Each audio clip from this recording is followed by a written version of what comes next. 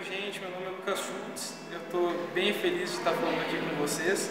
Primeiro porque eu gosto bastante do pessoal do ensino médio, eu não conheço quase ninguém, mas é um pessoal que eu acho muito dinâmico, um pessoal que é bastante amigo, e no internato isso combina muito.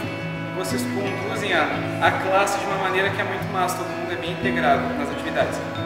Fora isso, eu estou feliz porque todo mundo residencial feminino, isso é uma coisa muito rara para um cara interno como eu, mulheres passando, elas vão atrapalhar um pouquinho da gravação, mas eu estou feliz porque é um ambiente totalmente nada a ver com o que eu estou acostumado a frequentar. Bom, eu estou aqui para falar com vocês hoje sobre a lição dessa semana que fala sobre a revelação de Deus através da Bíblia. A revelação de Deus, Ele mesmo, e a revelação da Bíblia, né? A palavra de Deus colocada na cabeça dos homens para que eles escrevessem a Bíblia. Bíblia, às vezes, é um negócio chato de entender. Chato no sentido de difícil e chato no sentido de que, às vezes, é chato mesmo. Nem todo mundo consegue entender.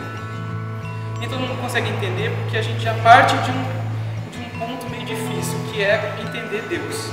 Deus é difícil para a nossa cabeça limitada, compacta, para a gente entender. Nem tudo que a gente pensa sobre Deus está correto, nem tudo que a gente supõe, e quanto mais a gente estuda, às vezes mais a gente fica perdido. Mas a questão é, Deus se revela na Bíblia.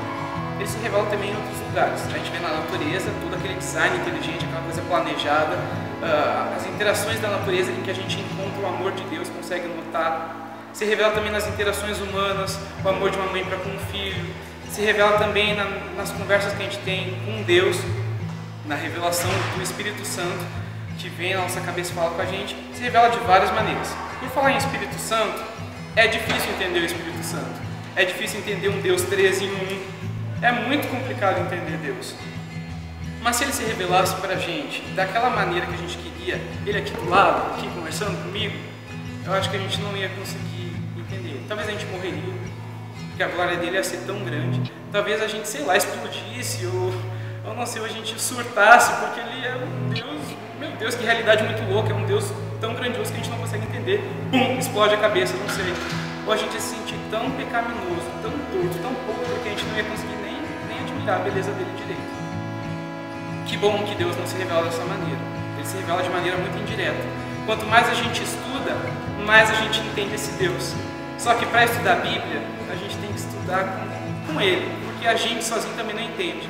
A Bíblia foi escrita num contexto histórico que é totalmente diferente do nosso. Não tem gíria para explicar, não tem apêndice, não tem link, não tem hiperlink. Não tem nenhum professor do nosso lado explicando geralmente, então é difícil. Às vezes você precisa de um dicionário, uma chave bíblica. Tem um negócio aqui que eu gosto de usar, que é Nisto Cremos. Às vezes ajuda a entender algumas coisas da Bíblia que a gente não entende. Por exemplo, a Trindade é um estudo bíblico. Tem vários PowerPoints, etc. Às vezes a gente não consegue entender. Mas isso é porque a gente geralmente não lê a Bíblia usando ela de acordo com como Deus gostaria que a gente usasse. Para fazer esse vídeo, eu assisti como referência um vídeo que o Biel gravou para vocês. E o Biel falava o seguinte, que a gente não conhece o poder da Bíblia porque a gente não estuda a Bíblia. Isso está escrito em Mateus 22, versículo 29. Jesus respondeu, vocês estão raciocinando errado, e vou dizer por quê. Primeiro, não conhecem as Escrituras. Segundo, não sabem como Deus atua. Sem conhecer as Escrituras, a gente não entende como Deus atua, não entende o poder dele. E não tem acesso a esse poder.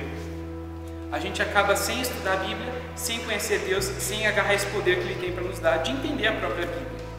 A Bíblia não é uma coisa muito fácil.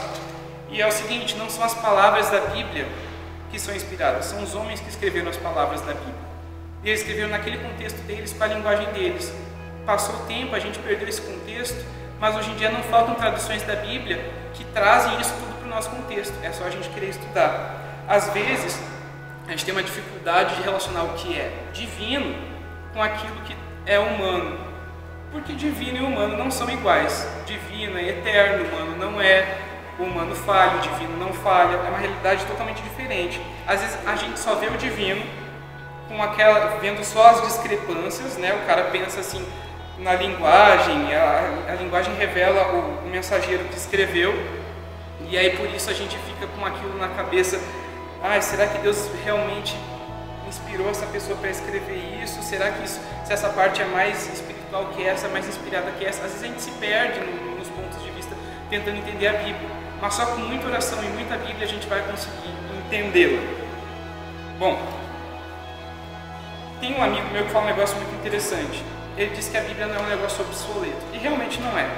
Assim como na antiguidade ela fazia muito sentido, hoje ela faz cada vez mais sentido.